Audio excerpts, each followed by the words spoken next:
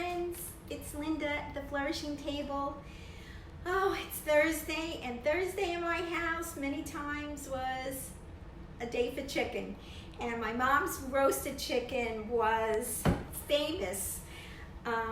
Just everybody that ever had it just thought it was the most incredible thing, and it's the simplest thing. And I think you know me well enough by now that what I make is good, but it's simple. And why reinvent the wheel when we have so many incredible fresh flavors that we can just combine and make a beautiful symphony together? So I'm actually wearing, I don't know, can you see me? My pastor Andrea and his wife Elizabeth, who have a missions in Italy. Anybody interested in missions in Italy? I have an incredible couple that is doing beautiful work there. And they brought this back for me, one of their many trips to Italy. And I thought it just matched me today, and I was excited to wear it.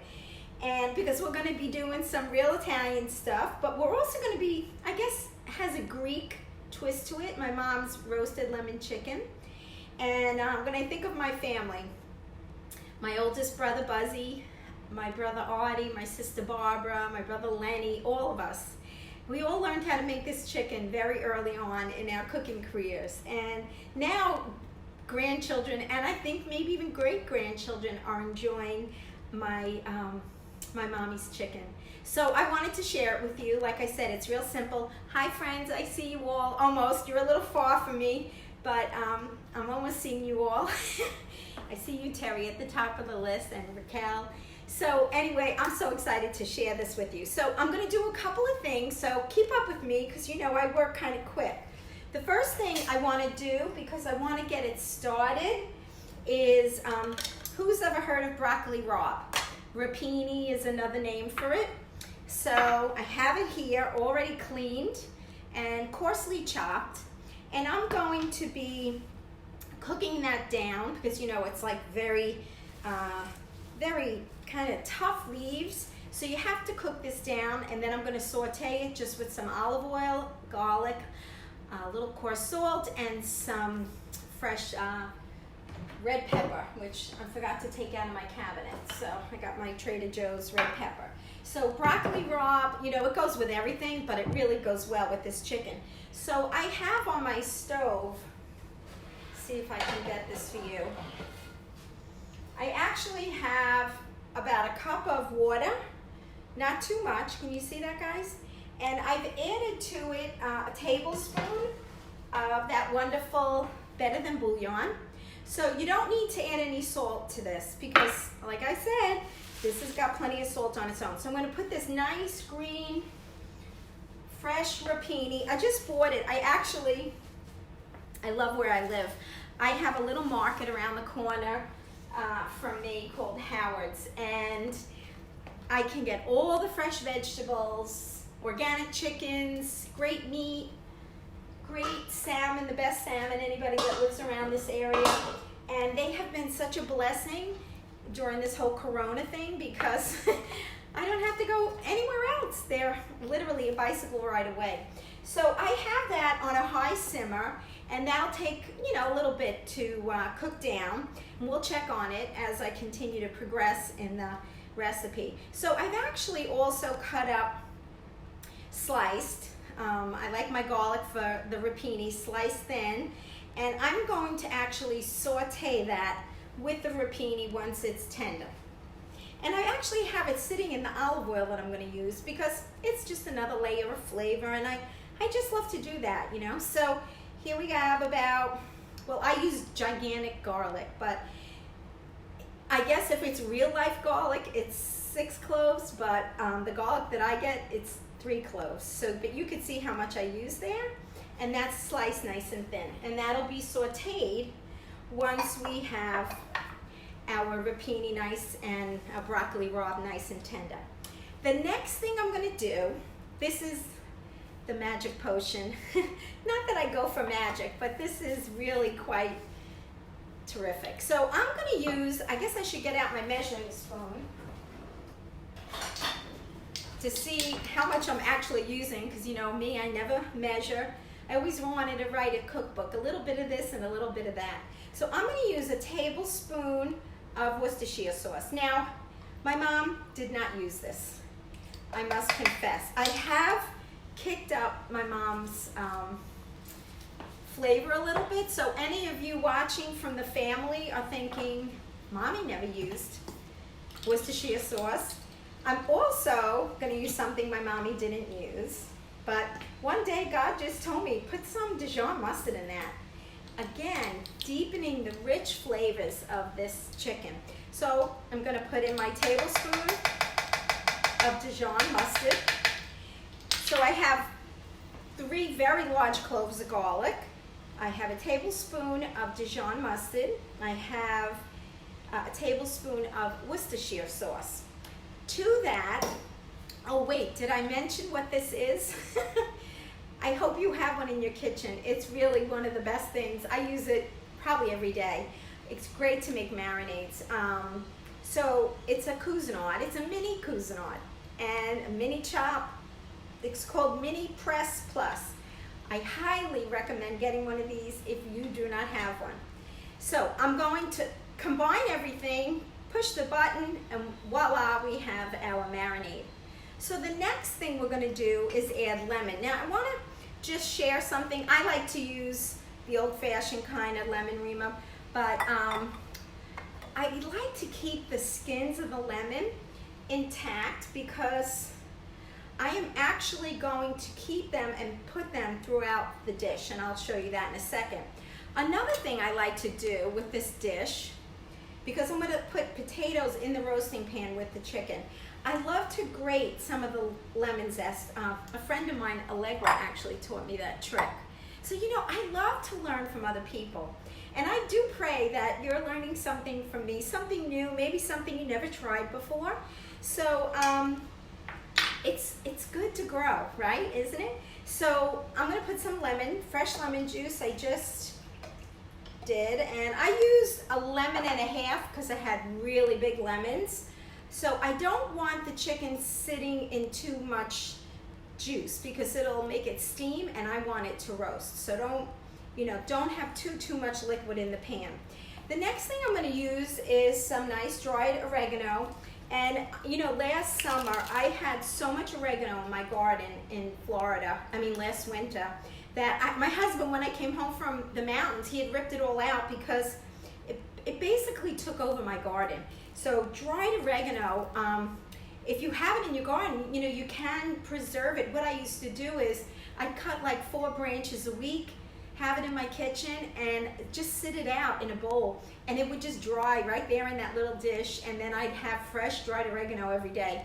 But my husband chopped up my oregano plant, so that's okay. There's always another time. So I'm going to put about a tablespoon also of this oregano, okay? I see that my broccoli rabe is steaming here. I'm going to try to pick it up and show that to you because it's actually done already. Could you believe how fast that was? Okay, so we have lemon, garlic. Now we need olive oil, oregano, mustard, Worcestershire sauce. I'll try to be good and measure again. I think I'm probably going to put like 3 tablespoons of olive oil in this. 1, 2, 3. And the reason why I'm using olive oil, obviously the chicken already has the skin on it, but you want this marinade to coat the chicken and the potatoes. Okay, so that's it. That's my marinade. You saw it, right? Mustard, garlic, olive oil, lemon, oregano, Worcestershire sauce, and EVOO. Okay, so here's my little faithful machine. I'm going to puree it. Now, you could use this as a salad dressing. I would dilute it a little bit with maybe a little more olive oil, or you could just use like a 1/4 cup of it because it's pretty strong, but it can go on the salad. It's that good and versatile. And I will be making a Greek salad. Usually when I make this dish, I always prepare a salad, a Greek salad to go along with it. So I'm going to transfer my bowl of chicken here. Now, I don't know the time yet. How are you doing on time, everybody? Okay, we're doing great on time. So here's my chicken, and I'm actually using chicken on the bone, which is what I prefer. It's, you know, any meat, chicken on the bone is going to be the juiciest and the most flavorful. But for those who prefer a leaner chicken, you can use breast in this marinade and you will absolutely love it. It's really terrific. You can't mess this up, okay? And if you think you put too much garlic, put a little more. Okay, so I'm going to pour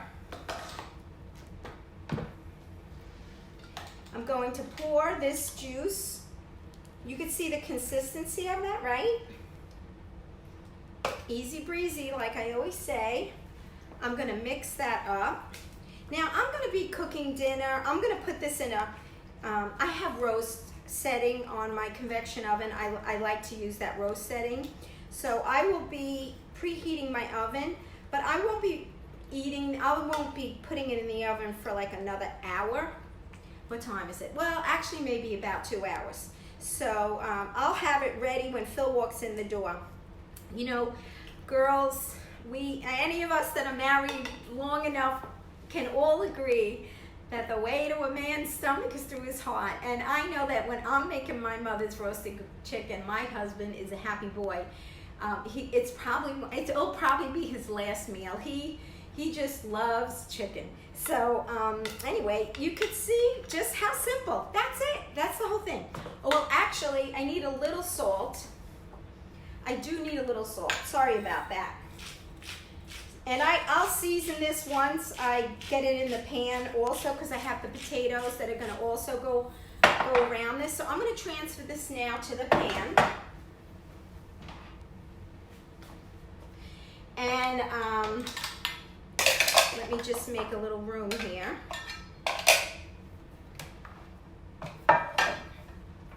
Okay. Excuse me. Okay, this roasting pan, actually my daughter and my son, Philip, bought this for me from Pampered Chef. It's my favorite. And you see how it's a stone inside? You know, the darker it gets on the inside, the better it is. And the chicken, any roast that you prepare is gonna come out amazing in this. So I love, love, love it. And I highly, highly recommend it. Okay, so now we're gonna take this chicken, and you don't need any oil at the bottom, because there's gonna be plenty of fat that's gonna come off this chicken because it has the skin on. And again, for anyone that would prefer not to have the skin on, you know, that's fine too. You know what else I actually enjoy using is skinless, the thighs. They're really terrific. And they're really flavorful, again, because they're on the bone, even though they don't have the fat. So we're gonna put all this chicken right here. And again, it's just me and my hubby, so we don't need too much. And now I'm gonna put this lemon that I cut up, that I saved, because you know, as it heats in the oven, the lemon is gonna release a lot of that flavor on that chicken. And it's just really special. Okay, so I have my potatoes, you know, they're cut up in your typical size, not too thick, not too thin. You don't want them to cook ahead of the chicken. You want them to, you know, really cook it, harmoniously. And they should get nice and golden and a little crispy. You know, you could always, now if you find that it's not getting as brown as you want, you can always at the end just move it up a rack and put it on a low broil. But be careful, you know, you don't want to burn it in the end. Okay, so I'm actually going to drizzle the rest of this juice over those potatoes, so all that goodness gets spread around.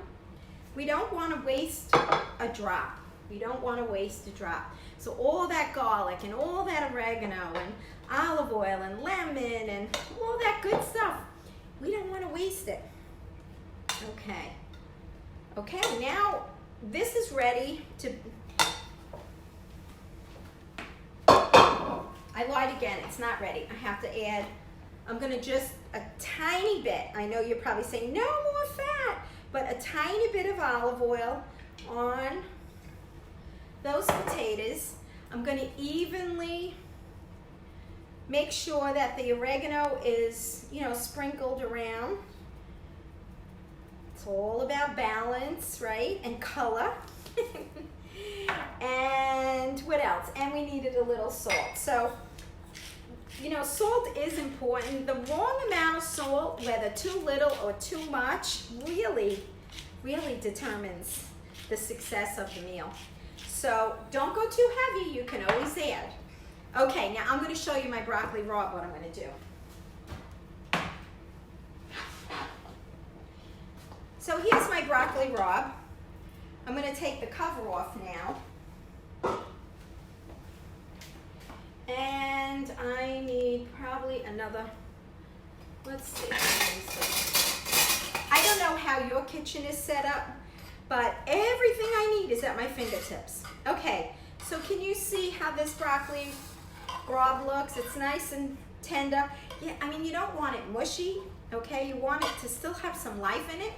You saw how little time.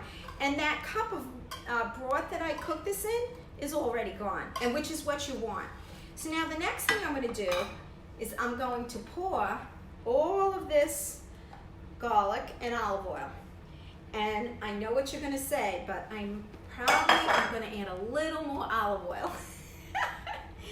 I know I have my glasses on today. I hope I don't look silly. It's so hard for me to function without my glasses. Okay, so what I'm gonna do with that is I'm gonna put that on a medium-high heat.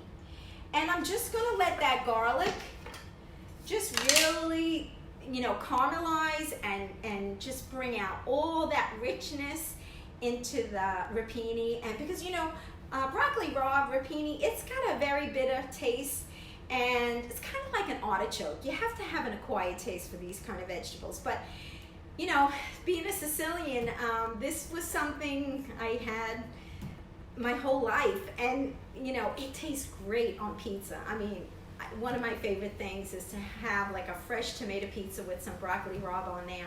And again, it's, oh, Phyllis, I see Phyllis. Oh, I love you, honey. You can relate, right, Phyllis? You know broccoli rabe. So the next thing I would do, oh, I just lost a cucumber. Well, you know what a cucumber looks like. So I'm gonna use all these ingredients: tomato, some romaine lettuce, lemon juice, red onion, a cucumber that fell on the floor. I'm gonna, excuse me, I'm gonna make a Greek salad with a dressing similar to what I put on the chicken.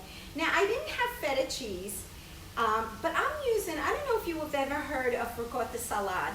Ricotta salad is a really salty, dry Italian cheese. It's like ricotta that's hard, but it's got a zip to it. And it actually is a perfect substitute for feta cheese. So if you happen to have any ricotta salad in your house, you can use it. And I am also going to add some sliced olives. I do have Kalamata olives. Maybe I'll use them. Okay, so my broccoli rabe is sauteing. I'm gonna try to lift that up, show it to you. See that? Now I'm gonna, you know, stir it because I want that garlic to get on the bottom and get caramelized. So you don't want that garlic to be raw. You want it to be nice and sauteed. It's really important. Just a little more olive oil, don't look. And then I'm gonna just finish it off with that red pepper. So my dinner will have a beautiful Greek salad with ricotta salad, roasted lemon chicken, my mommy's, June's, and with potatoes, and then as a side, the broccoli rabe, sauteed with garlic and a little red pepper. So I hope that that inspires you, because look, it's only 15 minutes. See, I told you I'm better than Rachel Ray. I can get it done with really little effort, a few fresh ingredients, and lots of love. So God bless you all. Thank you for joining me at the Flourishing Table. I can't wait to see what we're going to cook next. Bye-bye.